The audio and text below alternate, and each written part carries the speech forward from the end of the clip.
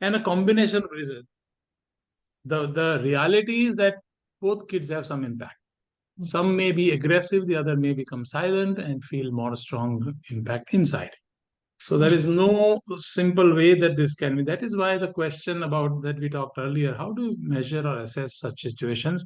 And without assessing, we will never know what's going on. And we'll keep guessing to the best of our programs. Okay. Okay. Yeah.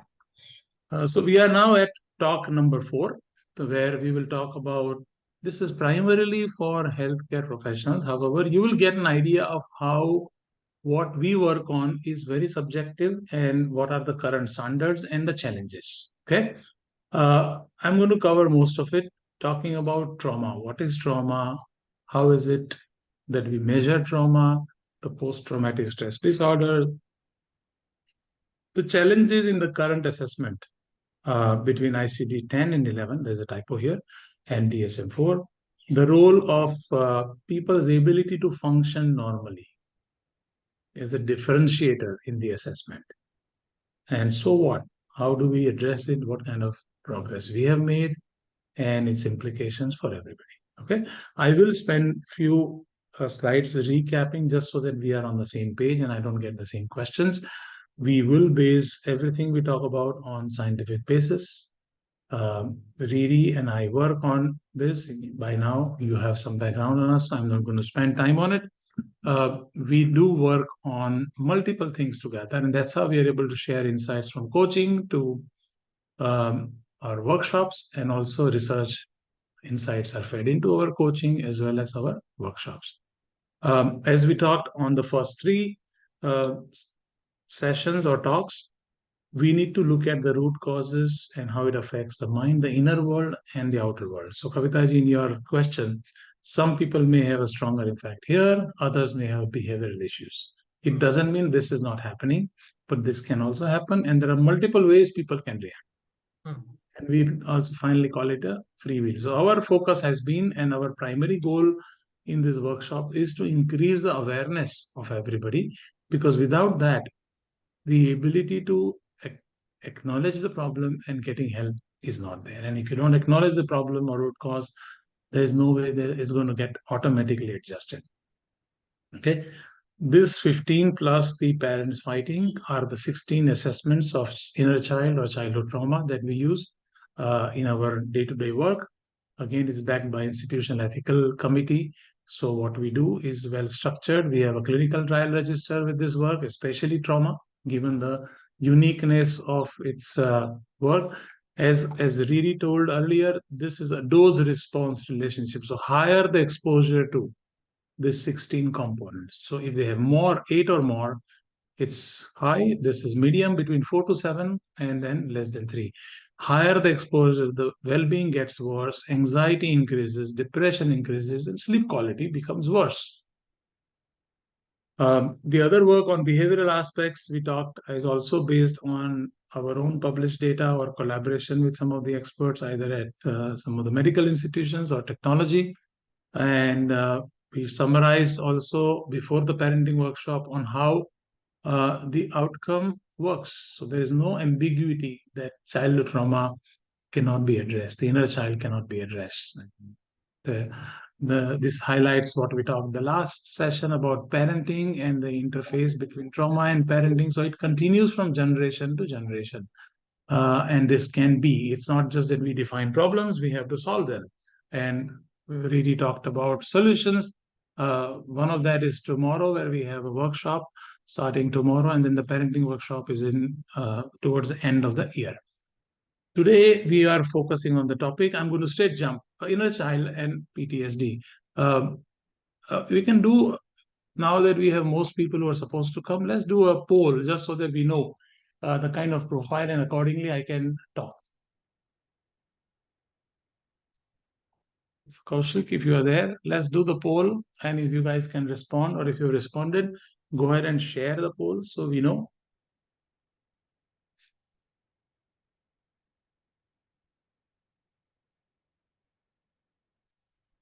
How many of you have worked on trauma assessment? Just show me a thumbs up, or show me the thumbs up on the on the emoticon.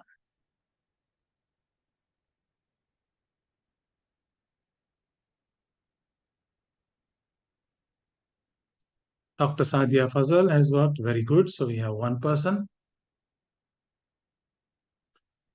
And also send your messages on the chat. So not many people, I'm assuming that on that basis, I'm going to proceed. When we talk inner child, I use the word childhood trauma, inner child, and adverse childhood experiences or ACEs interchangeably. So please be aware. When you understand that there are certain situations happening, the way an adult responds and the way a child responds is very different. The child's ability to comprehend the challenges in the context of everything that he or she can understand is limited. And therefore, it is imperative to assume that child has a much stronger impact of certain situations. Last time somebody asked me a question about physical abuse versus death of a family. Death, of course, has an impact. That's one of the 16 questions. But there are situations like emotional abuse or emotional neglect. They are not as natural as death. And therefore, our assumption was that they have a stronger influence on the negative mental health. And the answer has evidence has demonstrated that. Okay. So, what is trauma? Let me show you this slide, and it should give you an idea. When we talk about trauma,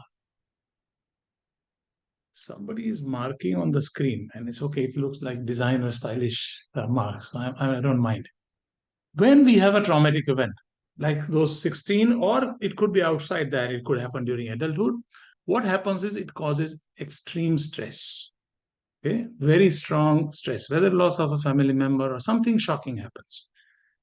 That stress, after about a month or so, can go away. So many people have ASD, not the autism or spectrum. This is acute stress disorder. We worked with some individuals who have been assessed with ASD.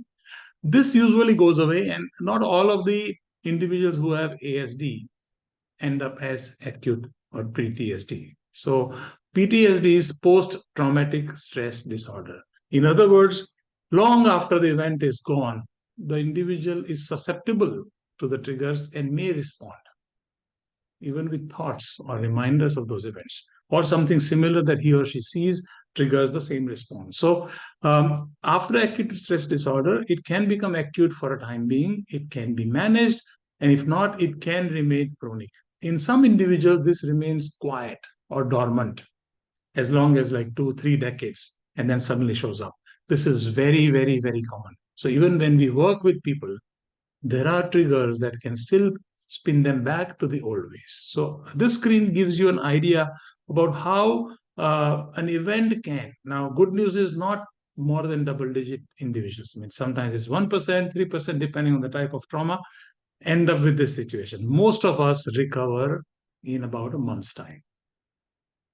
I gave an answer on how we recover. Anybody remember how we recover from such situations?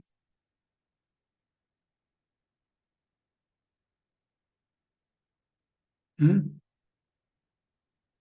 Nobody? Healthy sleep. Healthy sleep is a mechanism. Yes, coping mechanism. I'm talking about natural mechanism given to us from childhood. When we sleep in line with the circadian rhythm, so it's not like sleep during the day and be awake at night. If we have healthy, continuous, quality sleep, yes, yoga and all of them can help definitely. But even when you don't do that, if there is a healthy quality sleep, especially the rapid eye movement stage, then it is likely that this issue is solved. What we are hearing on the chat are common sense lifestyle choices. This is good. These choices are quality sleep, quality food, lower stress. So lower stress means you meet friends, you get social support, right? Quality food, uh, avoiding tobacco, alcohol, these substances, all of these components, physical activity is an interesting factor. So when you do all of this, it is naturally going to help you. In the research that I have noticed and seen, there is a strong connection of trauma with sleep. So, and rapid eye movement stage is when most of the trauma is processed. It is an emotional processing stage where implicit memories that you recall in the earlier discussion we talked about are managed, and most of the emotional component is automatically reduced. That is why not everybody who experiences traumatic event ends up with all of this you see on the screen. Okay, so the talk today is for exceptional smaller number of individuals who go through this path. That is the focus of our talk. Okay, continuing further, this is how traumatic experiences aftermath, we call post-traumatic stress disorder, is defined. These are basic components of simple post PTSD. What individual has re-experienced. So if I have gone through an earthquake last month and I've been traumatized, and at some movement of the chair, I feel as if the event is happening again. Then I avoid, so I go away and say, oh, no, no, no, I don't want to be here too long. Let me go out. And we're always under the sense of that. These are common event specific reactions. Okay. Example is if you had a road accident for a while, you stop driving, you stop going on the road, you feel as if it's going to happen when you go back to the road, and you always remain stressed. This is a common phenomena that can happen, like I said, for a month. However, when that continues beyond that phase, because of some irrational reasons, some illogical reasons, it starts to have three additional components. What are those three components? It starts to impact the mood. In psychology, it's called affect. So the individual's mood becomes negative. An easy way to measure it is depressive tendencies. The person beyond this starts to believe that he or she is the cause, or is a relationship issue with myself. Self-esteem goes down. I begin to question my decision. There could be guilt. There could be anger with self, and so on. When this too happens, it starts to affect a relationship. This is the second component. This is about the individual who is experiencing PTSD. This is on the first three are coming from the event. Is everybody clear? Okay, so far so good. Because these are abstract but very well structured concepts, how do you measure? And if you don't measure, what do you address? That has been the biggest challenge that I wanted to talk about today. Okay, now before I go to the next, I wanted to highlight something I already did. When you look at an event like earthquake or a major accident, or say a dog bite, sometimes a major situations, most of the time people are able to avoid it or minimize their exposure, and therefore they're able to manage. Correct? Most adults. So we've seen enough example where a horrible experience with the dog and the person would never go near the dog, make sure he or she is protected and can easily avoid the threat. Okay? What happens if this event keeps happening? I cannot avoid it, and I am the child who has no idea how to deal with such issues. Okay, and that explains, as explained in this slide. So if you look at the event, okay, this is talking about inner child, high intensity event, trauma intensity on the y-axis, and exposure frequency on the x-axis. Exposure means how often is the individual exposed to it. Low exposure to high exposure, low intensity to high. High intensity, low exposure, generally we end up with simple trauma, as we saw in the earlier slide. When there is repeated exposure and the individual's ability to comprehend this is limited, then we go into what we call complex PTSD, and then I will talk in the subsequent slides. Is everybody clear with differentiating between one-off event in the lifetime and similar intensity event happening repeatedly where the child cannot escape? Clear? Dealing with impact of both these events as if they are similar in terms of impact is what the problem is. Okay, so a childhood traumatic event, for example, emotional neglect, abuse, or whatever happening repeatedly.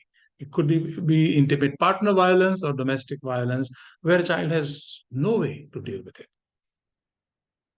Every day, high intensity, very often high intensity, repeated nature. This is where it gets into trouble. And as long as you are clear, I am ready to move to the next slide. Okay, is there any question at this point? Are we all in the right meetings so far? Go ahead if you have questions. It's a smaller group today. No? Is everybody awake? What have you discovered so far? Let's get some perspective. If anybody wants to share, this is the last of the sessions. What is it that you have discovered so far?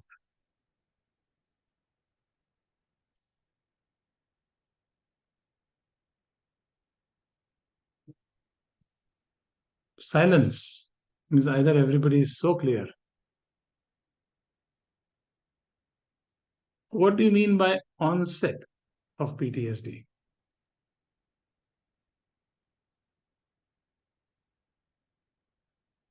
Yes, fascinating that REM sleep helps with PTSD. Yes, REM sleep is meant to process emotions. Whether what happens is, and this is very interesting, some of you are doctors, I'm going to bring it. REM sleep, what happens is we tend to take, at least I know around here, if somebody is not sleeping after a major event in the family, we say, okay, dawai ki, sone ki dawai le lo, not gold, sleep medicine. Okay. And normally that medicine is given is benzodiazepine. Maybe some of you have heard that. Benzodiazepine affects the REM phase of sleep, rapid eye movement phase of sleep. So when you take benzodiazepine after trauma, it is likely to create a conflict in your ability to process the emotions. So it is never recommended to give benzodiazepine after trauma. You have to use normal methods. So if you're used to this or if you hear it, consult an expert. Okay. Melatonin and emotions, no. So it's again, melatonin is better when you have cortisol managed effectively. Melatonin is automatically produced in the body. So I would take only when there is an expert advice. So if you are an expert, I have no comments. All right, so let's keep moving. Okay. Now here is where the fun starts. Okay. If you look at, and these are, I'm using psychology, psychiatry terms. So pardon me if it is a little technical. That is meant to be part of this workshop. In DSM-4, which is the manual, diagnostic and statistical manual for assessment of mental health challenges, in this version 4, long time ago, that was called out, PTSD was part of anxiety disorders. If you see the list in a common sense angle, people who have some form of anxiety, not meeting people, social anxiety, specific phobia, like a dog is coming in, if I'm worried about dog, I'm going to be anxious. I won't be able to focus on this call, right? Or any OCDs and PTSD. All of this increase anxiety. So in our work, we never work on anxiety directly. We work on the contributor. This is a fantastic structure from DSM-4. However, it included PTSD as a subset of total anxiety disorder. And obviously, they adjusted it. As we learn more about it, it was reclassified into DSM-5 as a separate issue from anxiety. So PTSD was separated from anxiety. And at the same time, PTSD did not talk about any functional impairment or developmental trauma, as it is called. What is developmental trauma? Trauma that happens during the childhood. The one I said, high frequency, high intensity, and the inability of the child to comprehend what's happening. So in DSM-5 and in ICD-10, PTSD did not include functional impairment. That is very common with developmental trauma. They separately called something called DES-NOS, disorders of extreme stress, not otherwise specified. And everything with respect to functional impairment was clubbed separate. Now imagine trying to measure that. It's a challenge. And I've attempted to do it with DSM-5. So I know it can be very complicated. Now, obviously, this is what everyone is taught because we've improved our learning from DSM-5, 4 to DSM-5.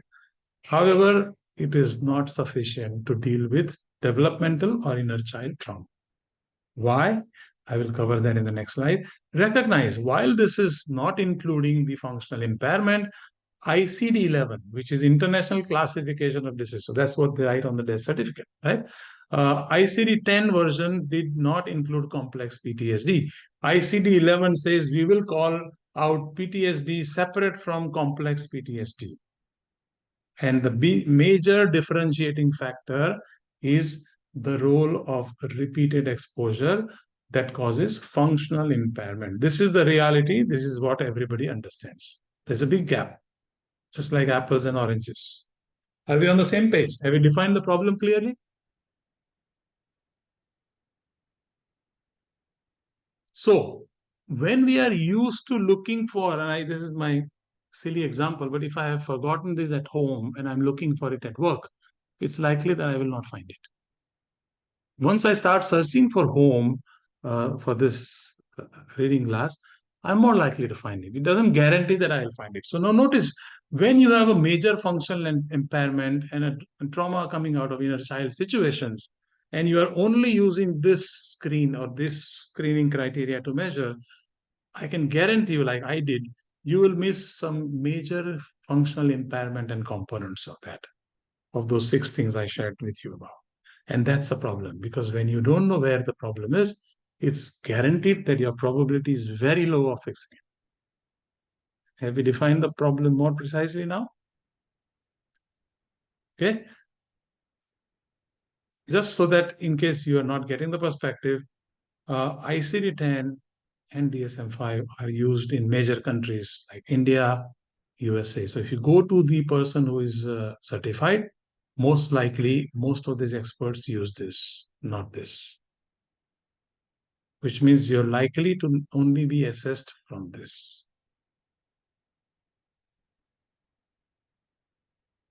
And it's okay if it's an event-specific trauma on an adult.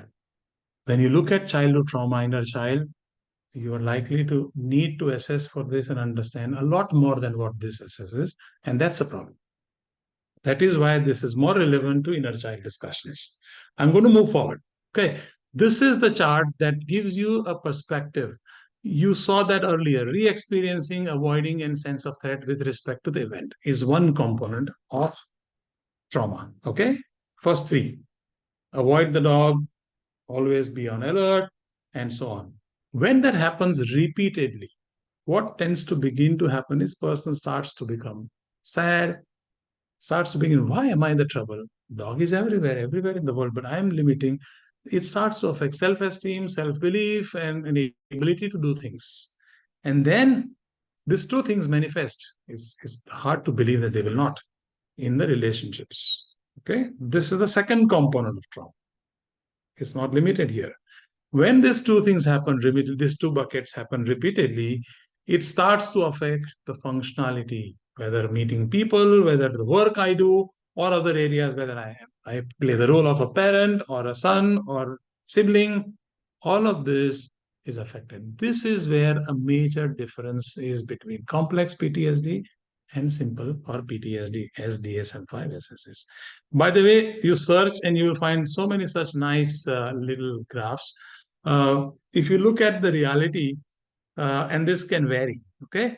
Many personality disorders, including borderline personality disorder, have an overlap with CPTSD and PTSD. You can even add here the autism spectrum disorder here.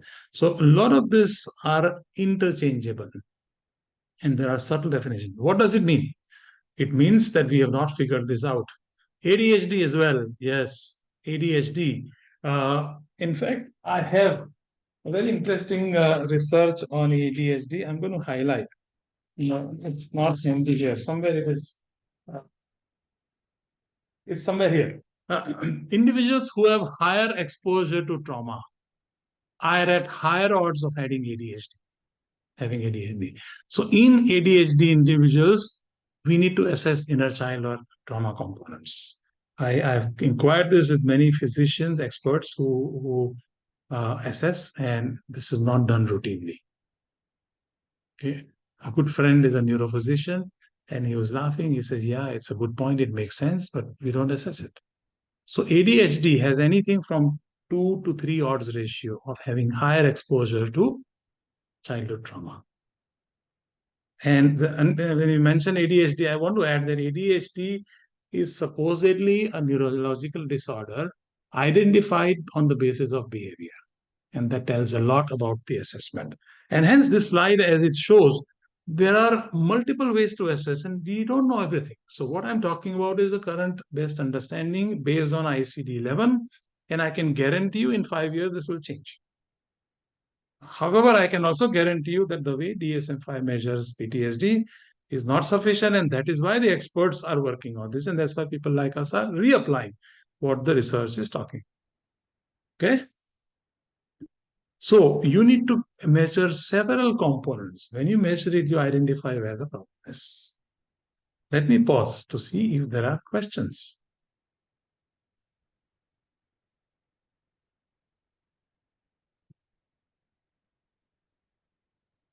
I know some of you may have heard this for the first time, and it doesn't feel good. Trust me, having done 60 to 80 assessments using the DSM-5, when you learn, oh my goodness, we are not doing enough. And that's the best expert is available. So I can't blame myself. And then we reinvented the way, looking at the research, we created new assessments for our daily work, and then we have got a lot of benefits. It's still not perfect, but it's going. So you're asking, I can't solve it easily. When you say you can't, PTSD, let me answer you, Sujata. Sujata is asking how to differentiate. So let me ask you, if I have an event specific trauma, and let me simplify that event. Again, a silly example. But suppose I'm afraid of lizard falling and on me. Okay, if somebody has it, please mute. And if I'm on a call and suddenly I hear a sound behind that lizard has fallen, how many of you believe that I will be focused with full attention on you?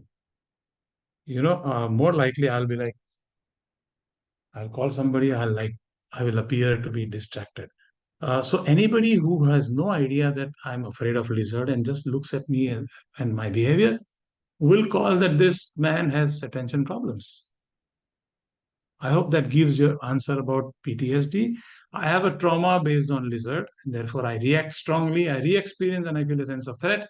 And when I am under that extreme stress, my ability to focus is zero because I am driven by stress response. I hope that answers your question. So the one is a cause, the other is more likely an outcome.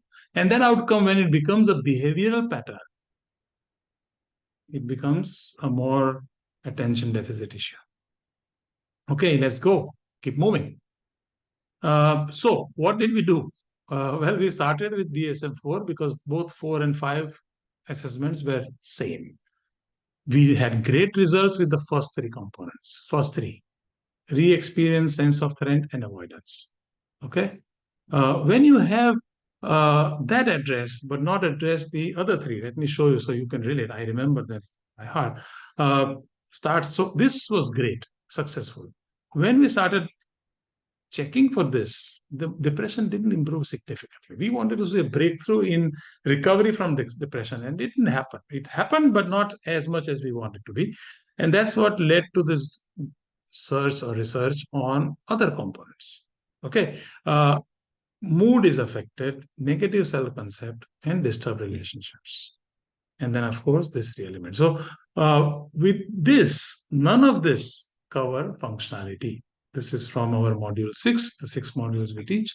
So when you look at this, we realize then I looked at a functionality research from World Health Organization.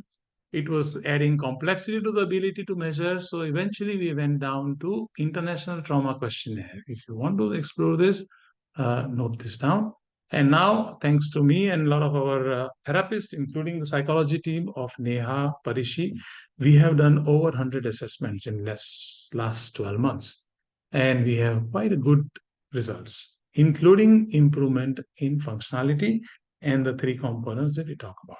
Okay, so I'll talk that very briefly as we keep moving. What did we find? When we zoomed in on the complex PTSD, note this is a very well-known scientific research. You may not learn in the colleges or schools, but identifying index trauma events and more than one trauma events is a necessity when you want to address PTSD or assess it. What did we discover?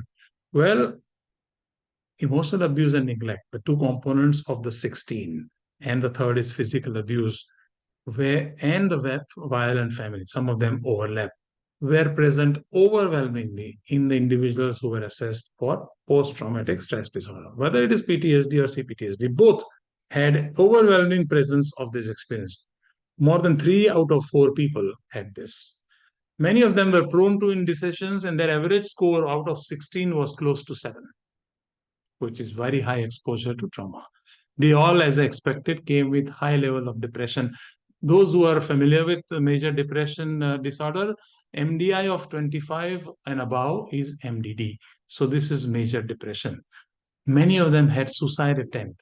Most of them had thoughts, but many of them had suicide attempt history. So when you look at this combination, it kind of defines individuals with PTSD. Okay.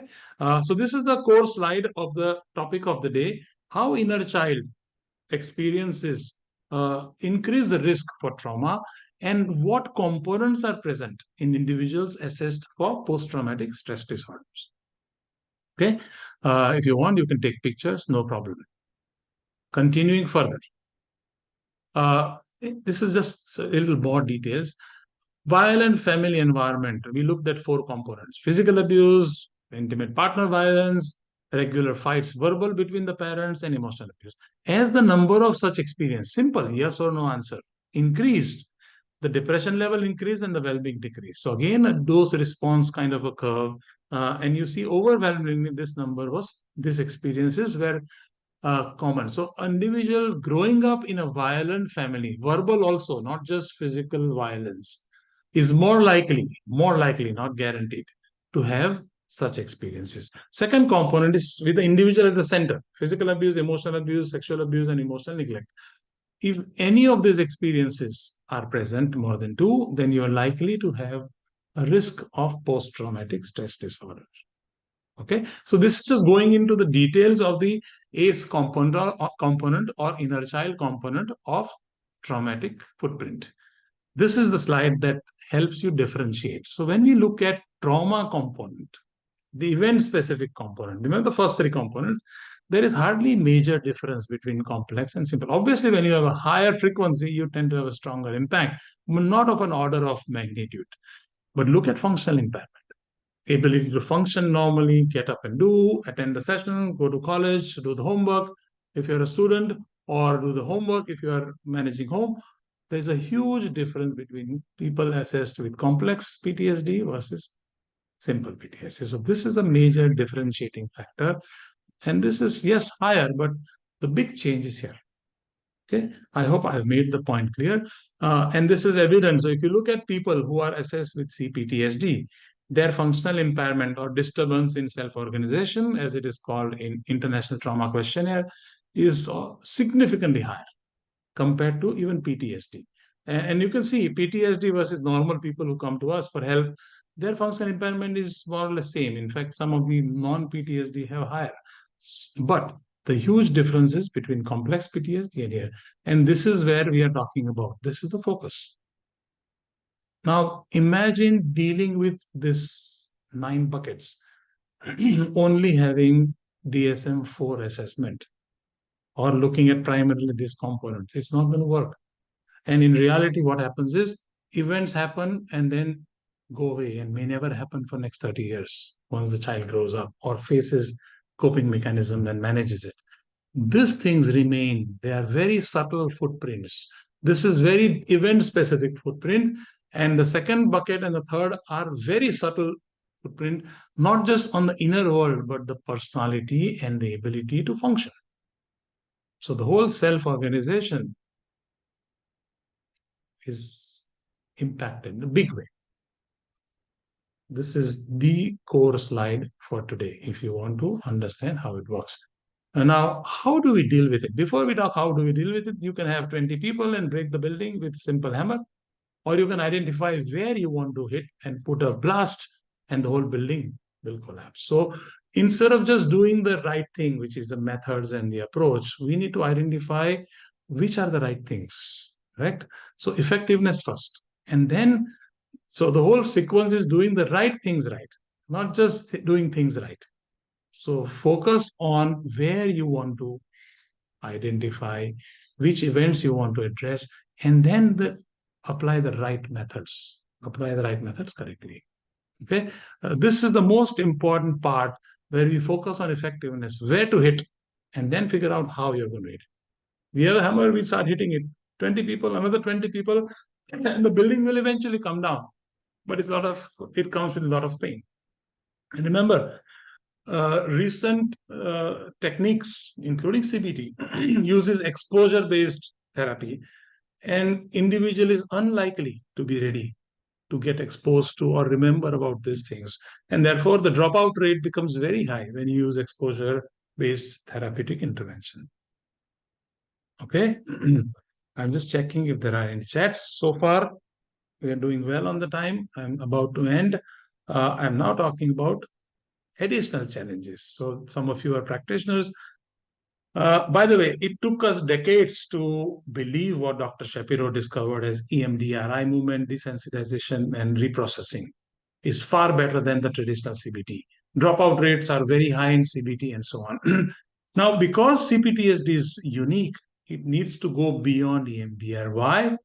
For example, like I said, exposure or CBT is association with the event which I will not be ready to face. And therefore, dropout rate is high or the success is not as high. EMDR, as far as I understand, is also based on association with the event.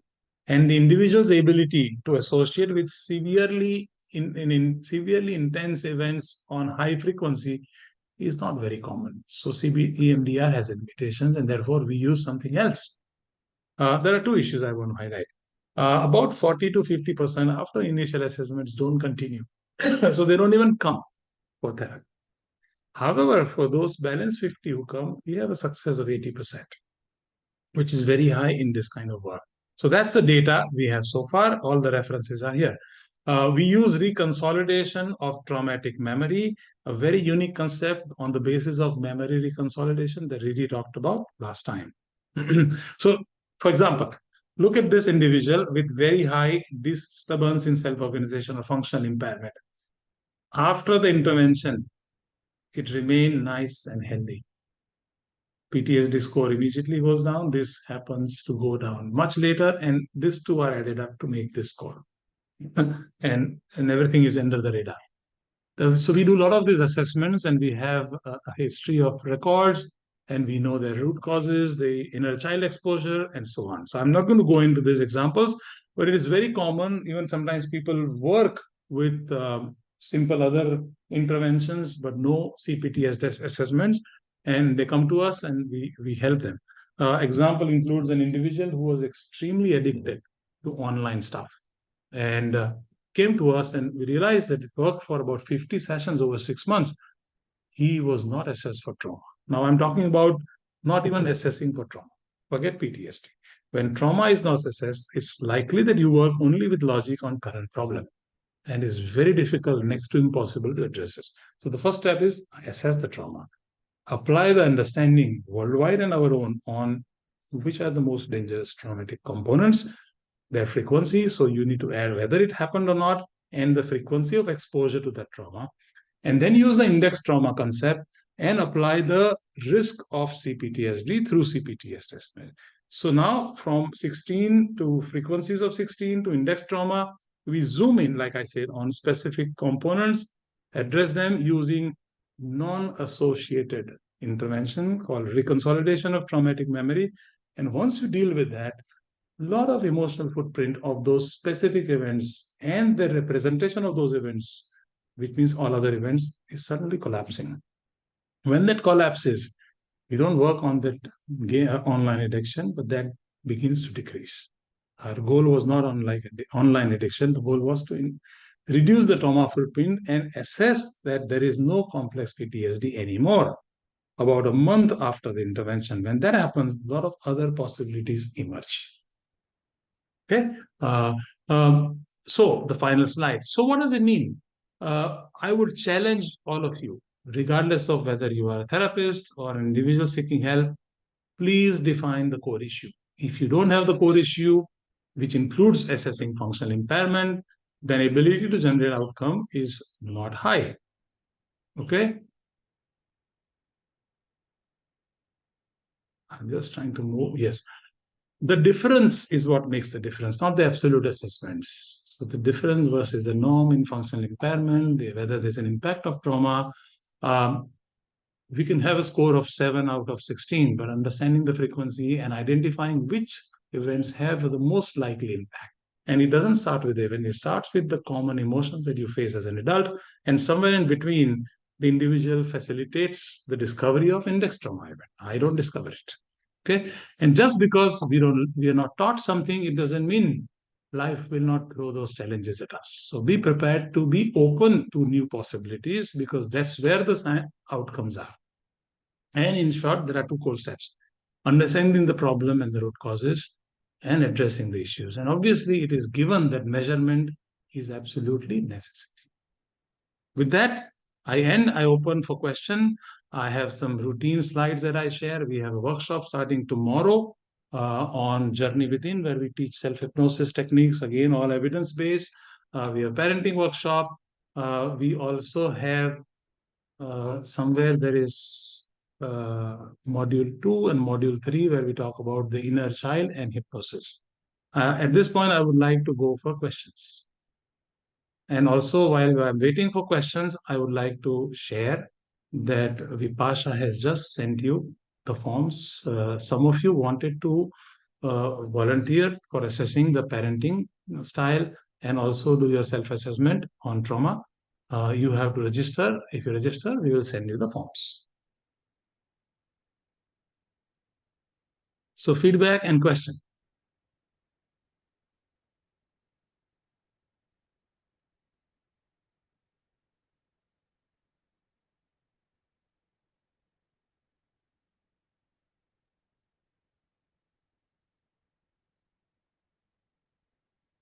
No questions. Again, if Kaushik, you are there, share the poll outcomes if you have poll outcomes, so we know profile.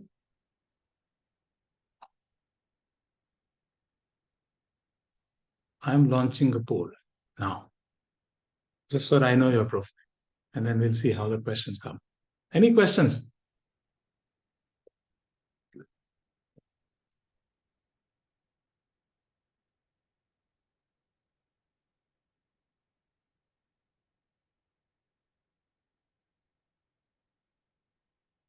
So if you registered last time, you would get an email or a WhatsApp today.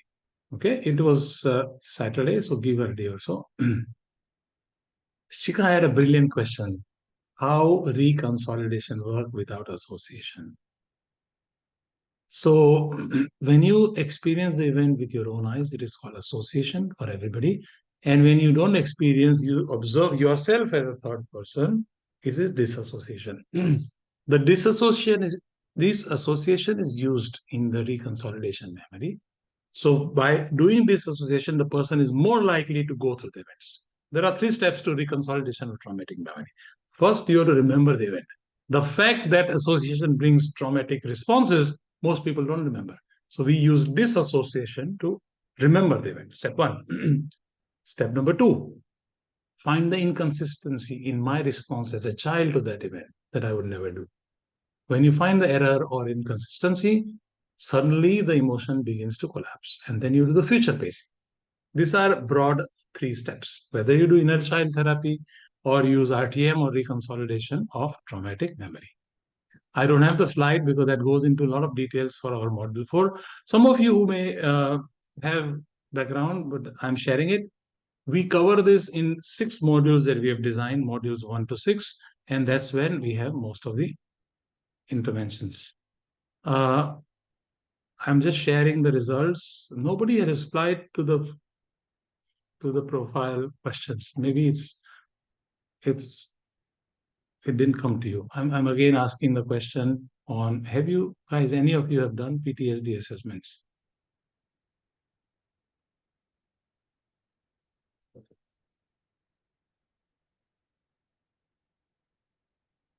If you're talking about timeline therapy, yes, it is same. See, the timeline, or you call it the NLP theater technique, is more or less same. The key challenge here, like I said, is assessing and identifying where you will apply. So doing things right is first. And let me share the screen. Here is the screen. Remember, I shared Method is fine, but identifying where you will apply method is the most important thing. So I hope that answers the question, Dr. Fazal. Uh, Many times I've had people who say, I applied the technique, it didn't work. And that's part of the learning. We use a combination of, like I described very briefly, identify which events have the most biggest impact. And that comes from index trauma. So applying the timeline therapy without index trauma may not give you the effective outcomes because you're looking for it here. In reality, you've left it there. You need to search for it there. That's first point. And second, clubbing multiple events versus one event as index trauma generates better outcomes. And third, the nuances around the events. What happened before, not that day. What was happening in the individual's life at that time, and so on. There is hypnotherapy possible, and you can do it in hypnotic trance. You can do it without the trance. So combination of conscious and unconscious. So individuals tell you through their words what's happening. Okay. And the individuals, so that also the eye movement that we use is in NLP is another common factor we use. So it's a combination of things. I hope Payal, I was talking throughout how to identify and address. And given that these are all very abstract concepts in the domain of unconscious mind that we call uh, the two memories, right? The implicit and the explicit memory, it needs to involve all the facilities or faculties of our memory and conscious mind. And then you apply the method. Applying method is usually 10-minute job, honestly. Sometimes you spend as much as 2 sessions, 3 sessions just to identify the problem. And once the problem is identified, the person has to be ready, has to be willing. And once that happens, it's much easier. And once you deal with the three components of the event, then you have to deal with the individual component on how the self-esteem, the negativity, the relationship, and then the functionality. So this whole process continues. It's nothing to do with just the event. Event is the starting point, and it's the easiest thing to deal with. If you apply the standard structure, you can sort the event.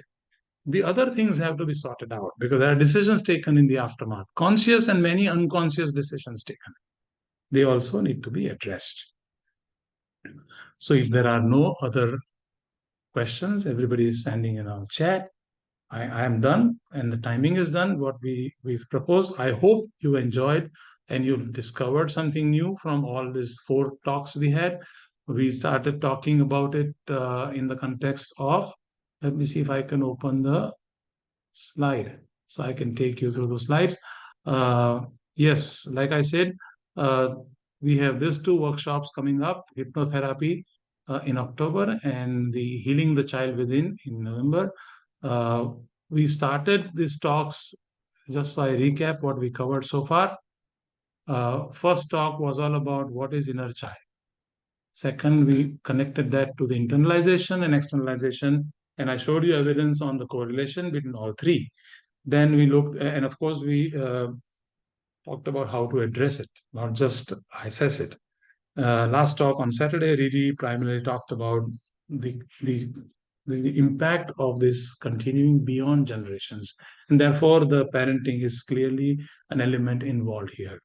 And today I explained to you a very abstract concept of trauma and breaking it down into literally digital components that can be measured. And if you measure it correctly, it's likely that you'll be able to address it. So with that, we come to the end of this Hello. talk. Yes. I just had a question regarding the modules that you shared. Mhm. The module 2 and 3 workshops coming up.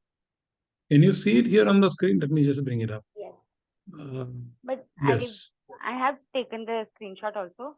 So one thing Hmm. is it required to have any work experience in uh, counseling to do this? Because I mean, is it So a you will is do there a ideally prerequisite? modules. So simple answer is I have no degrees in psychology. I dropped out from medical college after 1 week.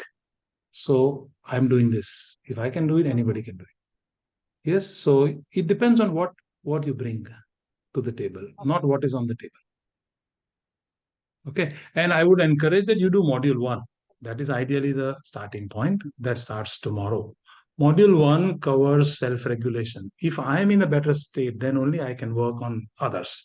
Module 1 is primarily on working on self. So that's something that starts tomorrow. No, so I'll give you a little background. I am a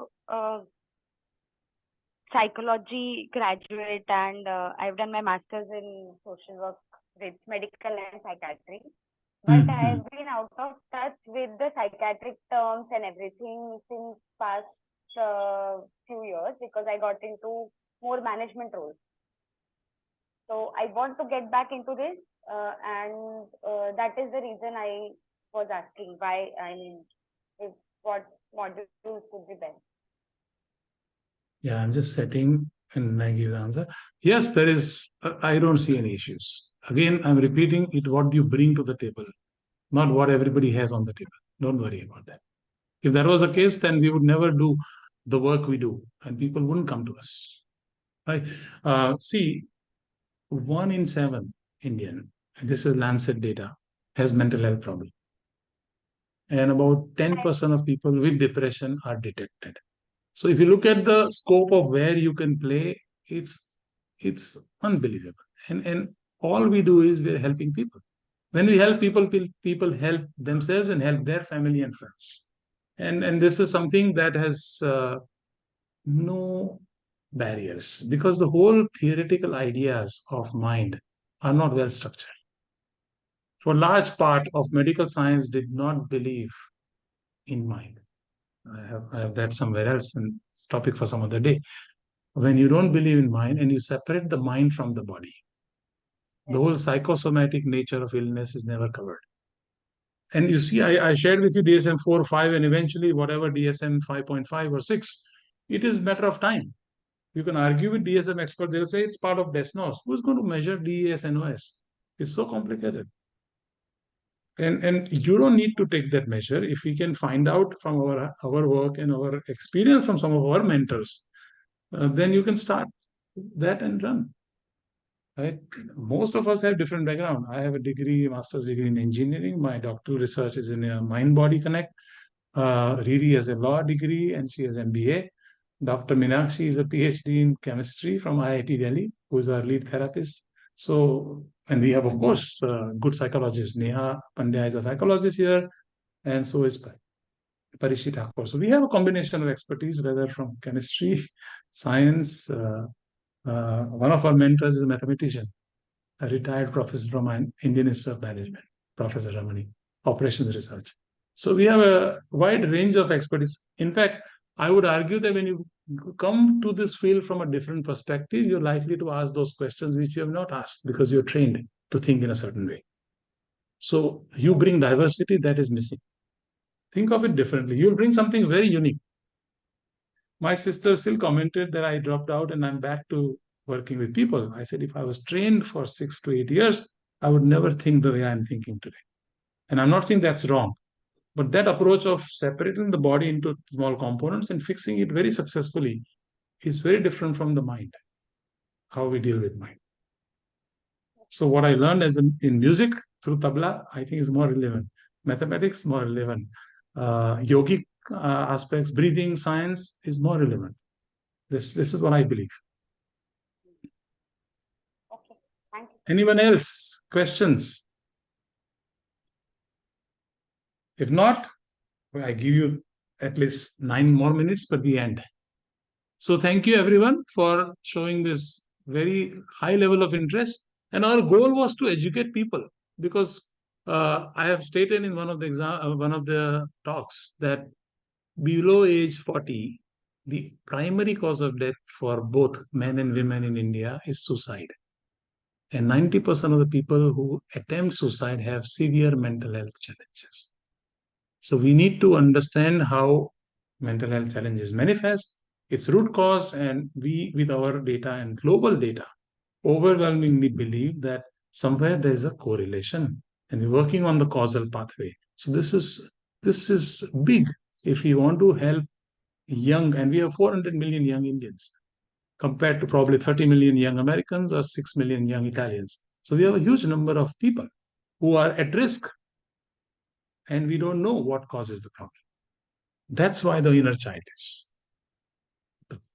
And all the inner behavioral issues, as well as internalization issues, and the lifestyle choices, the root causes of childhood trauma, and social media are all interconnected. Slide of I have a video. If you guys want something, let me send. It has slides. Uh, uh, Dr. Sadia, I will send you on the chat if you can hold for a minute or two. Okay.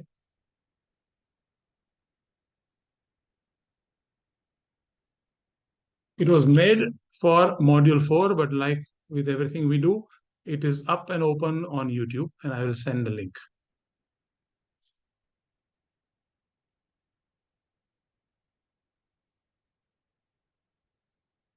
Meanwhile, if there are any other questions, please shoot. Hello, sir. Yes. Uh, I am interested in doing journey within workshop, but the dates what you have given is not suitable for me. I'm a little bit engaged during those days. So will it be like, can I do it some other time? Will it be repeated? So like I said, the flight and the train don't wait for anybody. Many people who ask, I tell them, join 3 of the 4 days. And that is why we made repeating free. There is no charge to repeat. So if you are only missing small portion of the workshop, I would say you join. And you can catch up and repeat as many times as you want. Not the same day, the repeat days also you can do. Okay, thank you. Okay. I have sent the memory reconsolidation. It has some context to module 4. However, it has slides and references. So feel free to use it. Jagjeet ji, what you missed?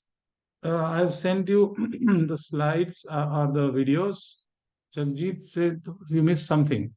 There is recording of this, so you can view it later, if that's what you're referring to. Any other questions? If not, thank you everyone for patiently listening to me on this abstract topic, because I believe it is so relevant, and that's why we invest time in this. And good luck, everyone. Bye-bye. Thank you, sir. Bye. Welcome back.